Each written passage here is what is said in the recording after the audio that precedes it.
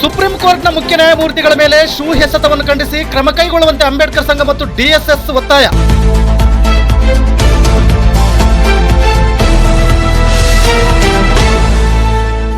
S ವೀಕ್ಷಕರ, ಬಳ್ಳಾರಿ ಜಿಲ್ಲೆ ಬಳ್ಳಾರಿ ಪಟ್ಟಣದಲ್ಲಿ ಡಿಜಿ ಸಾಗರ ಬಣದ ದಾಸಂಸ ಮತ್ತು ಅಂಬೇಡ್ಕರ್ ಸಂಘದ ಪದಾಧಿಕಾರಿಗಳಿಂದ ಮಧ್ಯಪ್ರದೇಶದ ಖಜರಾಹೋ ದೇವಸ್ಥಾನದ ಪ್ರಕರಣದಲ್ಲಿ ಸುಪ್ರೀಂ ಕೋರ್ಟ್ ನ್ಯಾಯಮೂರ್ತಿಗಳ ಮೇಲೆ ವಕೀಲ ರಾಜೇಶ್ ಕಿಶೋರ್ ಎಂಬ ಮನುವಾದಿಯೊಬ್ಬ ಶೂ ಎಸೆದು ಸುಪ್ರೀಂ ಕೋರ್ಟ್ನ ಅವಮಾನ ಮಾಡಿರುವ ಘಟನೆಯನ್ನು ಖಂಡಿಸಿ ಪ್ರತಿಭಟಿಸಿ ಜಿಲ್ಲಾಧಿಕಾರಿಗಳ ಮುಖಾಂತರ ರಾಷ್ಟ್ರಪತಿಗಳಿಗೆ ಮನವಿ ಸಲ್ಲಿಸಿದ್ದಾರೆ.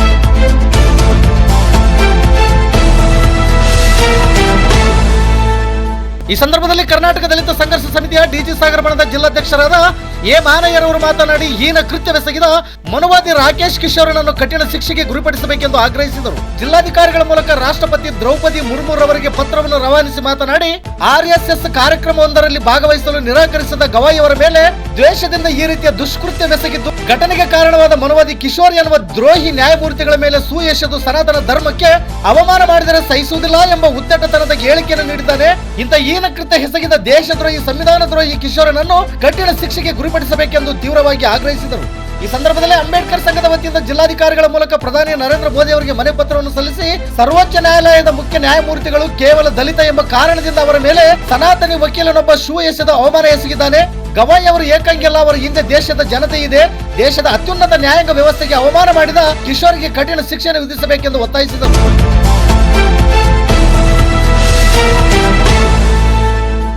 ಈ ಸಂದರ್ಭದಲ್ಲಿ ಅಂಬೇಡ್ಕರ್ ಸಂಘದ ಅಧ್ಯಕ್ಷ BK Ananthakumar, M Yaranna, PL Gadilinganagowda, VS Shivashankar, Narasappa, Ramanayaka, Imam Gudekar, Govinda Babu, doctor TA Durgappa, BE Rajesh, Huliyappa, Ramesh, Shivashankara Yaragudi ಸೇರಿದಂತೆ DSS ಸಾಗರ ಬಣದ ಮುಖಂಡರು ಹಾಗೂ ಅಂಬೇಡ್ಕರ್ ಸಂಘದ ಪದಾಧಿಕಾರಿಗಳು ಮತ್ತು ನೂರಾರು ಕಾರ್ಯಕರ್ತರು ಉಪಸ್ಥಿತರಿದ್ದರು.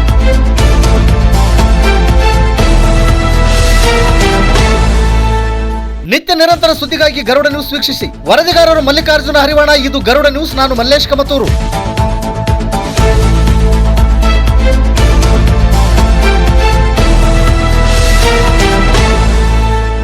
ಇಡೀ ಭಾರತ ಸಂವಿಧಾನಕ್ಕೆ ಅಪಮಾನ ಮಾಡಿದಂತಾಗಿದೆ. ಯಾಕಂತಂದ್ರಿಗಿನ ಅವನು ಒಬ್ಬ ನಾಥೂರಾಮ್ ಗೋಡ್ಸೆ ಮನಸ್ಥಿತಿ ಉಳ್ಳಂಥ ವಕೀಲ ಇರಬಹುದು. ಈಗ RSS ಸ್ಥಾಪನೆಯಾಗಿ 100 ವರ್ಷ ಆಯಿತು ಅಂತ ದೇಶದ ಪ್ರಧಾನಿನಿಂದ ಹಿಡಿದು ಇವತ್ತು ಪ್ರತಿಯೊಬ್ಬರು BJP ಮತ್ತು RSS ಸಂಘ ಪರಿವಾರದವರು ಇದನ್ನ ಎಲ್ಲರೂ ವಿಜೃಂಭಣೆಯಿಂದ ಅವರು ಸಂಘ ಸ್ಥಾಪನೆ ಅಂತಂದು ಆಚರಣೆ ಮಾಡ್ತಾ ಇದ್ದಾರೆ. ಆದರೆ ಇದೊಂದು ದೇಶದಲ್ಲೇ ಕರಾಳ ದಿನ ಅಂತ ನಾವು ಅಕ್ಟೋಬರ್ 6ನೇ ತಾರೀಕು ಏನು ವಕೀಲ ಮಾಡೋಣ.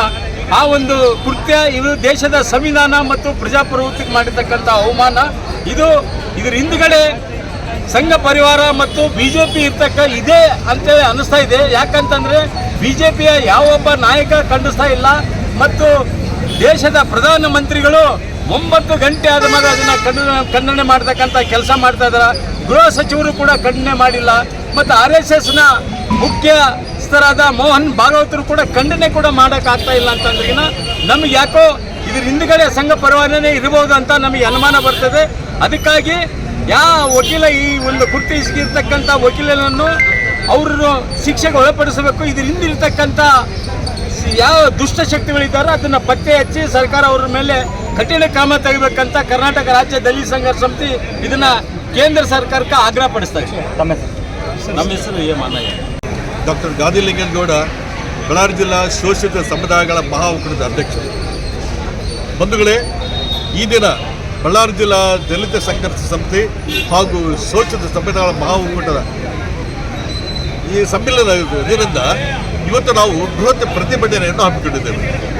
ಕಾರಣ ಈಗಾಗಲೇ ತಿಳಿಸಿದಂತೆ ಹಿಂದೆ ಸುಪ್ರೀಂ ಕೋರ್ಟ್ನಲ್ಲಿ ಮನುವಾದಿ ಸನಾತನ ಧರ್ಮದ ಮನಸ್ಥಿತಿಯುಳ್ಳ ಗೂಢೆ ಮನಸ್ಥಿತಿಯುಳ್ಳ ರಾಕೇಶ್ ಕಿಶೋರ್ ಎನ್ನುವ ವಕೀಲ ಈ ಭಾರತ ದೇಶದ ಸುಪ್ರೀಂ ಕೋರ್ಟಿನ ಮುಖ್ಯ ನ್ಯಾಯಾಧೀಶರಾದ ಗವಾಯಿಯವರ ಮೇಲೆ ಶೂ ಎಸೆಯಲಿಕ್ಕೆ ತಯಾರಾಗ್ತಿದ್ದ ತಕ್ಷಣವೇ ಅಲ್ಲಿಯ ಸಿಬ್ಬಂದಿಗಳು ಅವನನ್ನು ಹಿಡಿದು ಕಳಿದರು. ಇದಕ್ಕೆ ನೇರ ಹೊಣೆ ಈ ದೇಶದ ಪ್ರಧಾನಮಂತ್ರಿ, ಇದಕ್ಕೆ ನೇರ ಹೊಣೆ ಈ ದೇಶದ ಗೃಹ ಮಂತ್ರಿ ಅಮಿತ್ ಶಾ, ಇದಕ್ಕೆ ನೇರ ಹೊಣೆ RSS ಚೀಫ್ ಆಗಿರೋ ಮೋಹನ್ ಭಾಗವತ್ ಅವರು. ಯಾಕಂತ ಹೇಳಿದ್ರೆ ಈ ದೇಶದ ತುಂಬ ಜನಗಳಲ್ಲಿ ಇಂಥ ವ್ಯಕ್ತಿಗಳಲ್ಲಿ ಮನುವಾದಿ ಹಾಗೂ ಸನಾತನ ಧರ್ಮದ ವಿಚಾರಗಳನ್ನು ತಲೆ ತುಂಬಿ ಅವರು ತಲೆ ಕೆಡಿಸಿ ಅವರಿಗೆ ನೈತಿಕ ಸ್ಥೈರ್ಯವನ್ನು ಕೊಟ್ಟು ಹಿಂದೆಯಿಂದ ಅವರನ್ನು ಆಡಿಸ್ತಿದ್ದಾರೆ. ಇಲ್ಲಂದ್ರೆ ಯಾವುದೇ ವ್ಯಕ್ತಿಗೆ ಒಬ್ಬ ದೇಶದ ಸುಪ್ರೀಂ ಕೋರ್ಟ್ ಮುಖ್ಯಸ್ಥರ ಮೇಲೆ ಶೂ ಎಸೆಯೋದಕ್ಕೆ ಪ್ರಯತ್ನ ಮಾಡ್ತಿರ್ಲಿಲ್ಲ. ಅವನ ಹಿನ್ನೆಲೆ ಏನು? ಅವನು ಯಾರವನು? ಇಂಥ ಒಬ್ಬ ದೇಶದ್ರೋಹಿಯನ್ನ ಇಲ್ಲಿಯವರೆಗೂ ಬಂಧಿಸಲಿಲ್ಲ. ಇದಕ್ಕೆ ಯಾರು ಹೊಣೆ? ಯಾವ ಸರ್ಕಾರ ಹೊಣೆ? ಇದಕ್ಕೆ ಕೇಂದ್ರ ಸರ್ಕಾರ ಹೊಣೆ ತಾನೆ. ಇಲ್ಲಿವರೆಗೂ ಯಾಕೆ ಬಂಧಿಸಲಿಲ್ಲ ಅವರಿಗೆ? ಆದರೆ ನಮ್ಮ ಮುಖ್ಯ ನ್ಯಾಯಾಧೀಶರು ಅವರು ಸರಳ ಭಾವನೆಯಿಂದ, ಶಾಂತ ಚಿತ್ತತೆಯಿಂದ ಅವನನ್ನು ಏನು ಮಾಡೋದು ಮಾಡಿ ಅವರಿಗೆ ವಯಸ್ಸಾಗಿದೆ ಅಂತ ಹೇಳಿದರು. ಆದರೂ ಸರ್ಕಾರ ಏನು ಮಾಡುತ್ತಿದೆ? ಗೃಹ ಮಂತ್ರಿ ಏನು ಮಾಡುತ್ತಿದ್ದಾರೆ? ಪ್ರಧಾನಮಂತ್ರಿ ಏನು ಮಾಡುತ್ತಿದ್ದಾರೆ? ಅವ್ರು ಹೇಳ್ತಾರೆ ಈ ಘಟನೆ ಆದ 9 ಗಂಟೆಗಳ ಮೇಲೆ ವಿಷಯ ತಿಳಿಯುತ್ತಂತೆ ನರೇಂದ್ರ ಮೋದಿ ಅವರಿಗೆ. ಬೇರೆ ವಿಷಯ ಆದರೆ ಕ್ರಿಕೆಟ್ ಅಂತ ವಿಷಯ ಆಗ್ಬಿಟ್ಟು ಒಂದು ಕ್ಷಣಗಳಲ್ಲಿ ತಿಳಿತಿತ್ತು ಅವ್ರಿಗೆ. ರಾಜ್ಯದಲ್ಲಿ, ಕರ್ನಾಟಕ ರಾಜ್ಯದಲ್ಲಿ ಏನೋ ವಿಷಯಗಳಾಗಿದ್ದರೆ ಇದ್ಯಾಕೆ ತಿಳಿಯಲಿಲ್ಲ?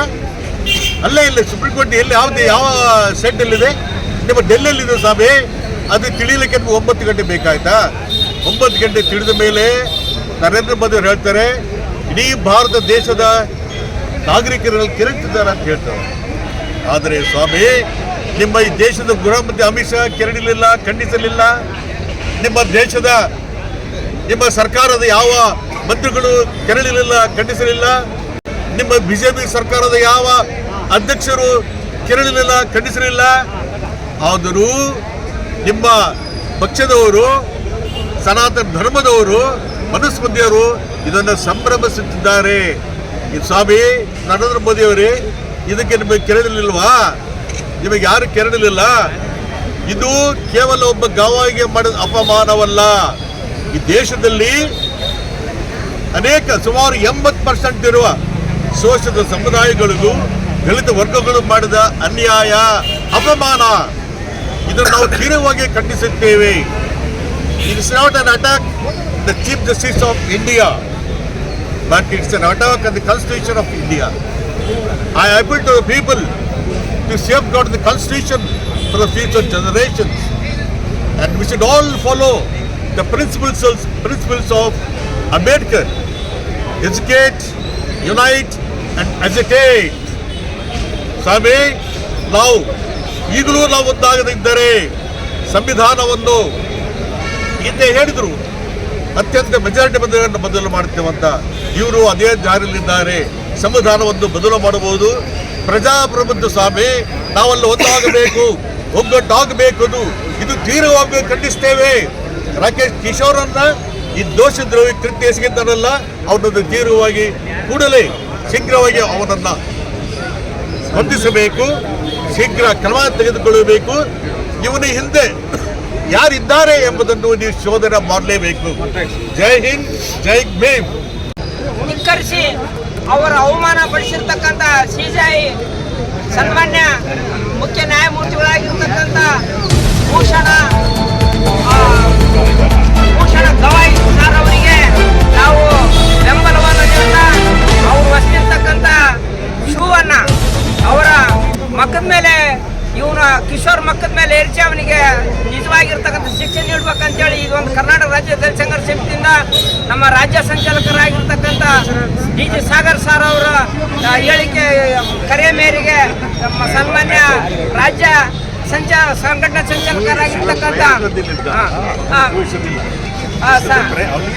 ಸಂಘಟನಾ ಸಂಚಾಲಕರಾಗಿರ್ತಕ್ಕಂಥ ಮಾನಯ್ಯಣ್ಣವರ ನೇತೃತ್ವದಲ್ಲಿ ಇವತ್ತು ಬಳ್ಳಾರಿಯಲ್ಲಿ ಈ ಒಂದು ಪ್ರತಿಭಟನೆಯನ್ನು ಮಾಡುವುದರ ಮೂಲಕ ಅವರಿಗೆ ಎಚ್ಚರಿಕೆಯನ್ನು ನೀಡಿ ಸನಾತನವಾದಿಗಳಿಗೆ ಇನ್ನು ಮುಂದೆ ನಮ್ಮ ಒಂದು ಹೋರಾಟ ಇರ್ತೈತೆ. ಇದರಿಂದ ನಾವು ಯಾವುದೇ ರೀತಿಯಿಂದ ಏನು ನಾವು ಇದ್ರ ಕುಂದದ ಎದೆ ಕುಂದದಿಲ್ಲ ಅಂತ ಹೇಳ್ತಾ ಇವತ್ತು ಹೋರಾಟಕ್ಕೆ ಆಗಮಿಸಿರ್ತಕ್ಕಂಥ ತಮಗೆಲ್ಲರಿಗೂ, ಎಲ್ಲ ಕಾರ್ಯಕರ್ತರಿಗೂ ಮತ್ತು ಎಲ್ಲ ಸಮಿತಿಯ ಲೀಡರ್ಸ್ಗಳಿಗೆ ಮತ್ತು ಪದಾಧಿಕಾರಿಗಳಿಗೆ ವಂದಿಸುತ್ತಾ ನಮ್ಮೆರಡು ಮಾತನ್ನ ಮುಕ್ತಾಯ ಮಾಡ್ತಾ ಇದೀವಿ. ಕಾರ್ಯಕ್ರಮ ಇಲ್ಲಿಗೆ ಮುಕ್ತಾಯ ಮಾಡ್ತೀವಿ. ಜೈ ಭೀಮ್.